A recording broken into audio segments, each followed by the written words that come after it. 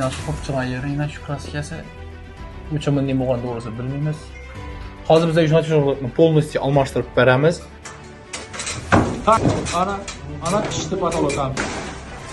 O'rtoqlar biz hozir Urganchdagi bir mijozimizning uyine geldik. Bu yere bize polностью uyine bundan 1,5 yıl oldin natijada patologlarni o'rnatib berganmiz. Lekin noma'lum sebeplere göre aynan kuxnyasidagi natijada patologini kraskasini ko'chgan yerlari bor. Nima uchun nim bo'lgan doğrusu bizlar ham bilmaymiz, ustalar ham bilmaydi. Bizning ish faoliyatimizda birinchi marta bunday holat bo'lishini. Qarta. Ana pishdi patologam.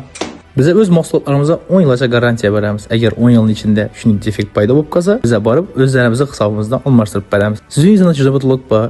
Ustalar bergan garantiyani tekshirib ko'rish niyatingiz bo'lsa, ustaga bir telefon ko'rib, natijada shunday problema bo'ldi deb ko'ring. Qani gap almashtirib beraman ekan, yo umuman telefonni o'chirib tashlab sizni blokada qilgan ekan. Bir sinab ko'ringlar. Natijada blokni hozir o'rnatib bo'ldik.